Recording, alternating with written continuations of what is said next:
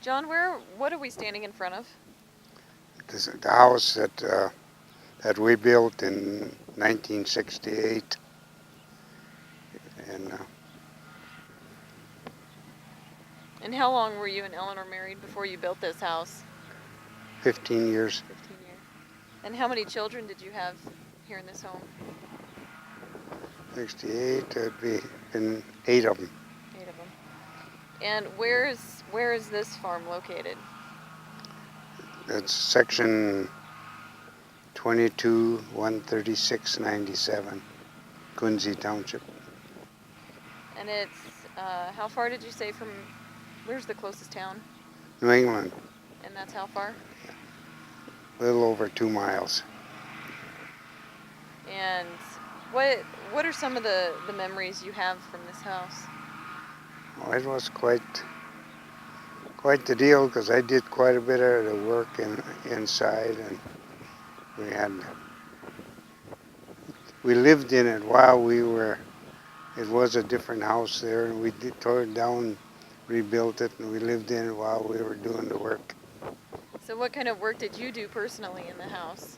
Well, I made the cabinets and quite a bit of the trim wood. I had a brother-in-law that helped with the building. How long did it take to construct? I don't know, it took time, but I'd say over a period of probably 5 months. And then your items were already moved in? Yep, we just worked around them. And what was the change moving from an older house into this newer house? What was Oh, that it like? was a lot more room, and it made it more convenient. What did your children think? Well, they didn't say much. They were glad they had more room. Each had their own bedrooms, two bedrooms, so that worked. Were they okay with that? Yep. Well, are there any other memories? Anything significant? Anything else significant about this house you would like to share with us? I don't know. It's How long did you live here? totally Mm-hmm. from. Well, we got married in '53, and we lived over there with folks for a short time. Then we moved over here in that other house. Then, '68, and then in '99 we moved to Dickinson. So that'd be something like, what would that be? 60, quite a few years. 53, 67, 30. 47 years. Does it still look the same as it did when No, you lived here? they did a few changes on it already, and And what did the front look like when you were still living here? pretty much the same color paint. Pretty much you put on new steps here and so forth. Outside of that, he poured that concrete.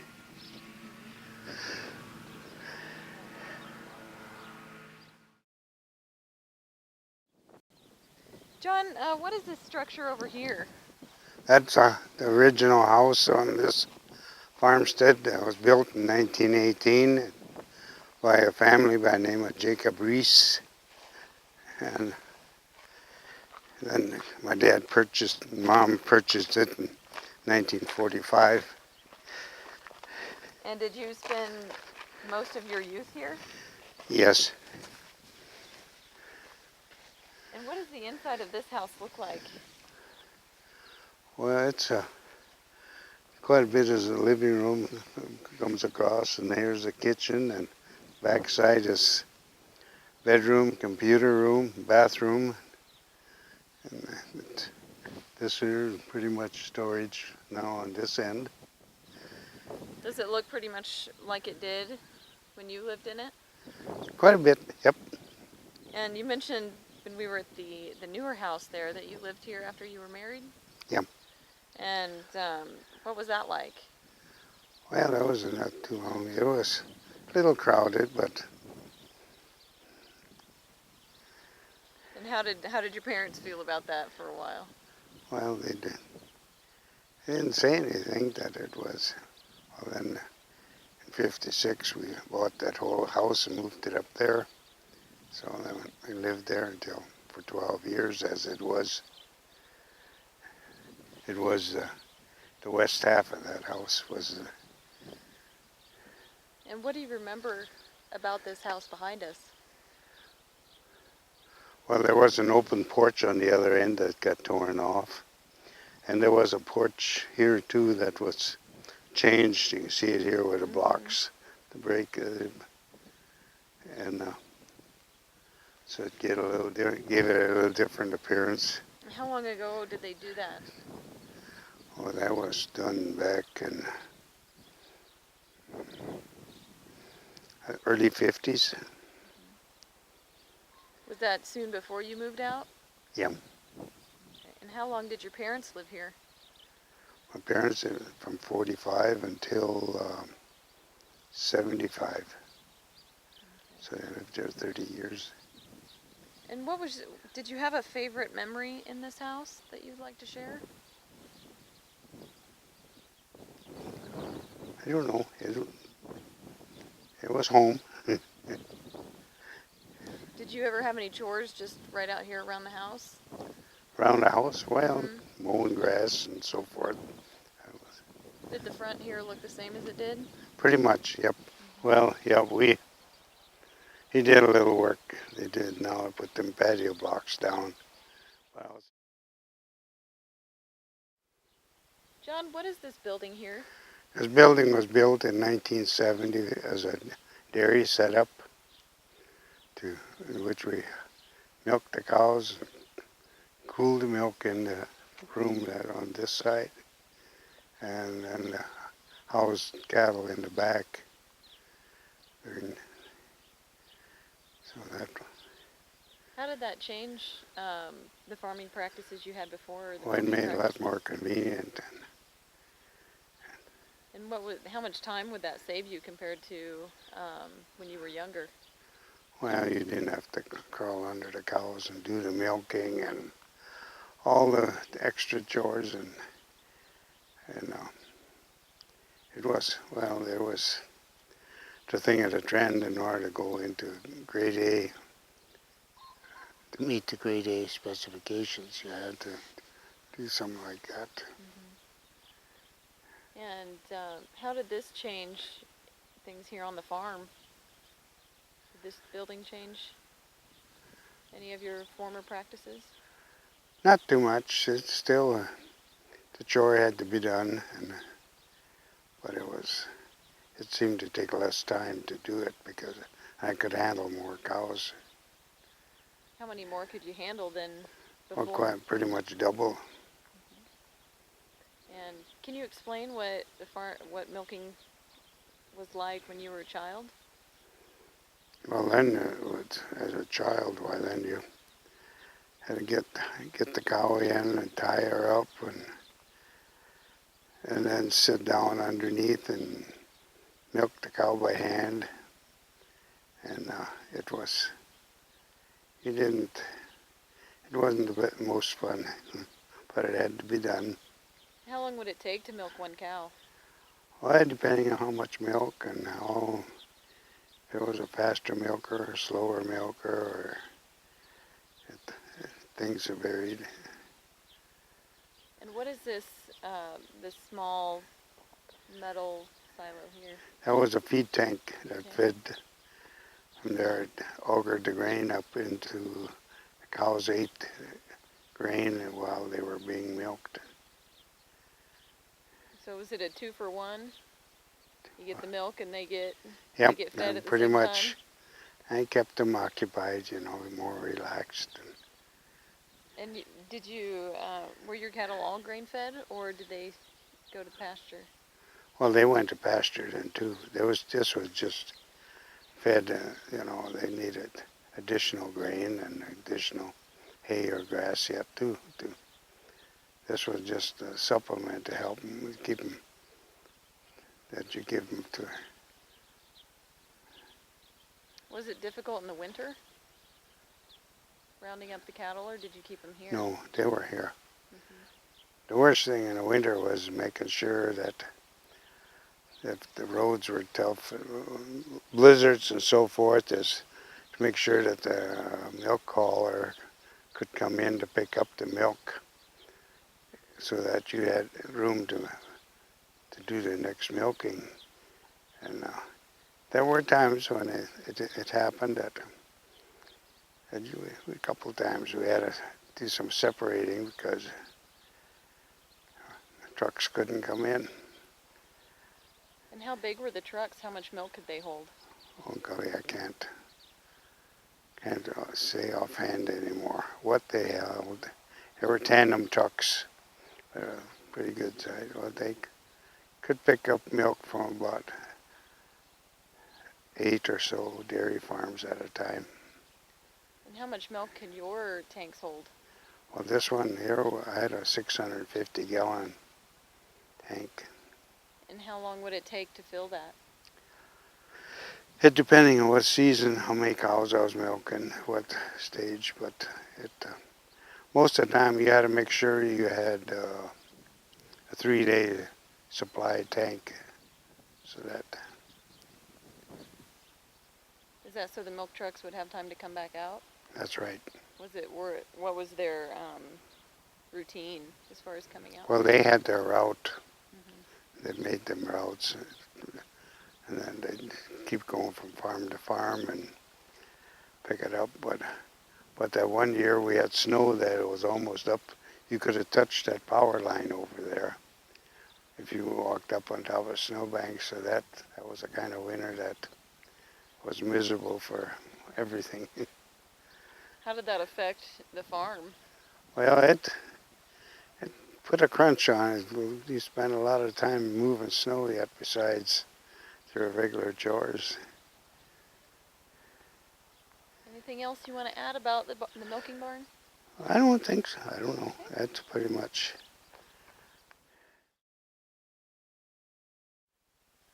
John, let's walk to the next building you have here on the Okay. farm. Well, like I can say, in this building now, I took out the milking system and he put in a holding pen system for the beef cattle that he can do the vaccinating and branding and all that. He makes it a one-man operation. And what is this building here?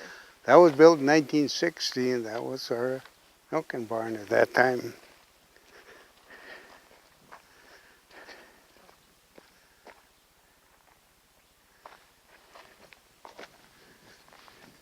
And what is the significance of the brand on the doorway?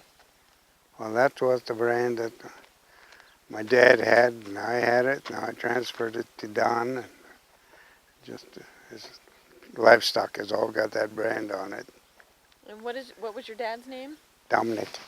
Hence the D on the These stand brand. more or less for the.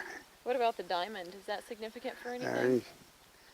Just sounded, I guess, he could get that brand. To see that you had to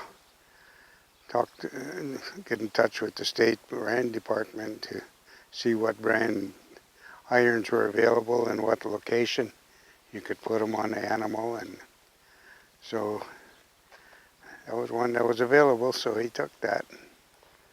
And what do you remember about growing up with this barn here? What kind of chores did you do here? Well, that's where we had our Can you turn around a little? first milk room was in the corner of that barn, and then we cooled the milk with a can cooler. We put it in 10-gallon cans, and then the ice water would run across the milk and cool it down. Then the trucks would come, and the guy would had to have a lot of muscles. He'd lift them tanks up about here to get them on the truck.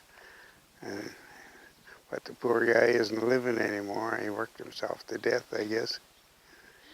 And when you got older and owned this yourself, did anything inside change? Not really, no. It just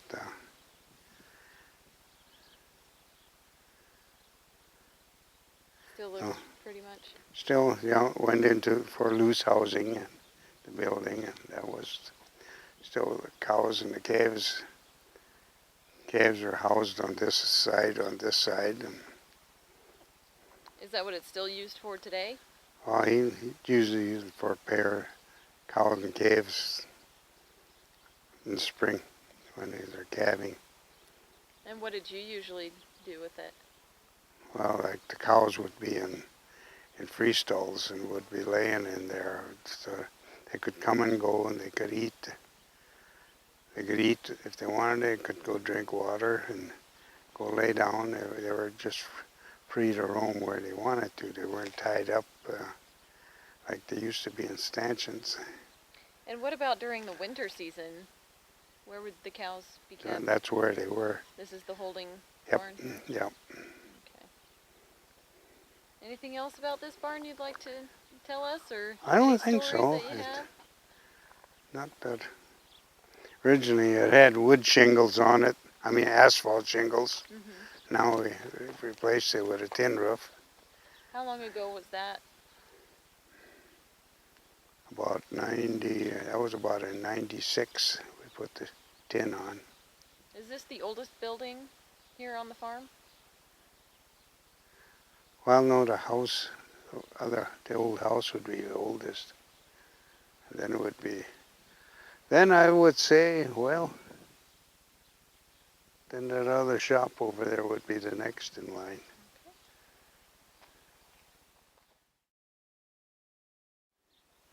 John, we're standing beside some farm machinery here. What is this first piece of machinery to Well, our that's a left? tractor with a loader on it that's used for all his. He handles the bales and he does all the manure handling with it. And when did you get this machine? It's a 1978 is when I bought it. And is it still in use today? Yep. Mm-hmm. And how would you use this in the field? Can you explain how you would use this? Well, he used to use it, but now it could be used for most anything in the field too, because it had 135 horsepower. So it was used for years, and now it's strictly used with a loader. And what is that exactly? Using, like for hauling bales, load in the field and stacking, and then hauling them in the winter time into the feeders, and then cleaning out the barnyards with it. So it's definitely a multi-use. Yep. It's something you use most every day in the winter. Is that to haul snow away as well? Huh? And snow, yeah, they move snow with it. Well, anything? Do you have any adventures on this tractor that you remember? Not really, it just done its duty all these years. And what about the tractor that's behind us? I What bought was the, that one? Here, let's go back. I bought that that's a 1985 model, and I bought that to increase my horsepower needs and help this one out. That's behind me. And now he's using it mainly. He's using it to pull the baler, and he's using it to pull the weed sprayer. That's about the job he's got.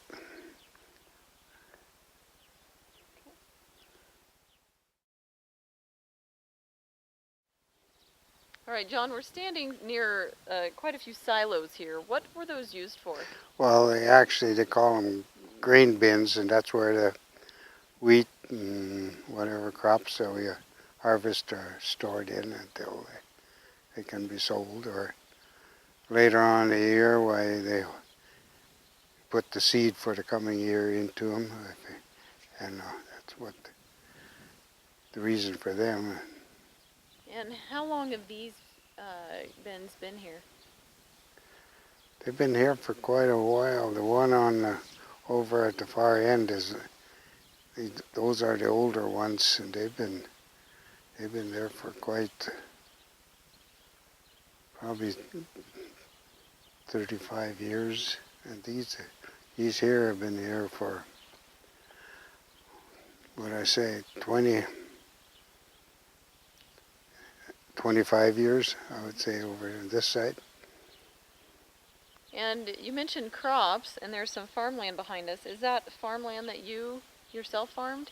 Yep, I still own that quarter, and I got it in Durham this year, Durham wheat. And what did you have it in when you first moved here? Well, when we first moved here, we didn't own it.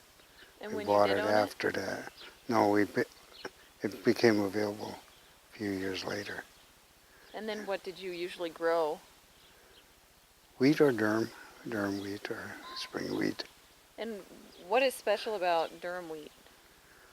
Well, it used to bring a premium because that's the wheat that's used for pasta.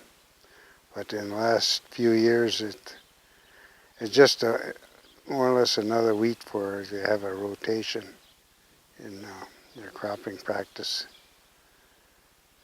And how long would it take to harvest fields of that size? Not that long, not with today's equipment. And when you first started doing it yourself? It took quite a bit longer because we worked with a 14-foot combine then versus a 30-footer now and more capacity. So there's a difference. So how long would you say it took? I would never really ever.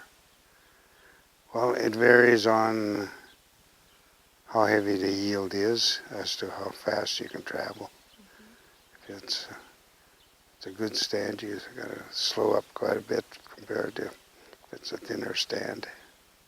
So it all varies, and there's many variables in the operation. Now, is this what the land usually looks like? Is there anything unusual about it now? Well, this year it looks a lot greener because we had quite a bit of snow this winter and more rain this spring, so that it gives everything a nice fresh effect. And there's some, oh, go ahead. And what does it normally look like? Well, it's green too, but not quite as good as what it is this year. Everything is. Now, the landscape behind us is rather unusual. Can you explain what the landforms are back there? Well, there's a butte in the background way off that's about 10 miles away, and they call that's one of the rainy buttes, and they were, I don't know how in the early days they got the name because that area seemed to get more rain than the surrounding area, so they named it the Rainy Buttes by the early settlers, and that's about all that it's. Have you been out there yourself? Yes. And what does it look like up close? Well, it looks pretty good. I got a sister living right next to the west one, and so we climbed it several times. How high is it? Well, it gets to be quite a climb. It's steeper than it looks. And what does it look like on top? Well, the east one is flat for about 2 square miles, and the west one is more rugged, and it's not. But it's a pretty good pasture up there. Nice trees up in the valleys. There's shade for the livestock. And the rest of the land around here, what does it look like? Well, it's mostly a rolling countryside. It's quite a bit of it's in crop, and whatever isn't in crop is in pastures or haylands, and then a lot of what used to be in crop years back got enrolled in the CRP program, and so you see more of the grass fields than you did years back, and nowadays, why, a lot of the farming has all switched to the no-till system. Instead, you don't see as much summer fallow anymore as you did years ago. And can you explain what the CRP program is? It's they called it was short for the Conservation and Reserve Program, and that's when farmers would enroll their land, and the government would give them a set price depending on what they bid to do it, and they'd have to put it into grass for a period of at least 10 years and let it not disturb it. But the last few years now, with a shortage of rain, why they've been able to, the government released sometimes a third, sometimes a little more of a certain tract to be made as to put up as hay. So that has been what has helped the economy in this area the last few years. And well, is there anything? What is your fondest memory of living here?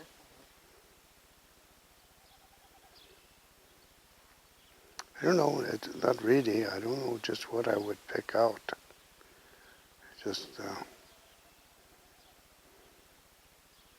I don't know if I'd have a particular item that would stand out to me right now. Later on, it might come to me. Now, how does this compare today to what it looked like when you first lived here? The countryside here, Mm-hmm. And the farm?